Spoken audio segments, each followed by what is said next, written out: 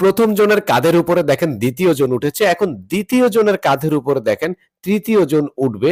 বেশ অসাধারণ একটা দৃশ্য আরকি। সচরাচর এটা প্র্যাকটিস ছাড়া অনেক বেশি আ দক্ষতা ছাড়া কিন্তু পারে না দেখেন। ২য় জনের পিঠের উপরেও ৩য় জন উঠে দাঁড়িয়েছে।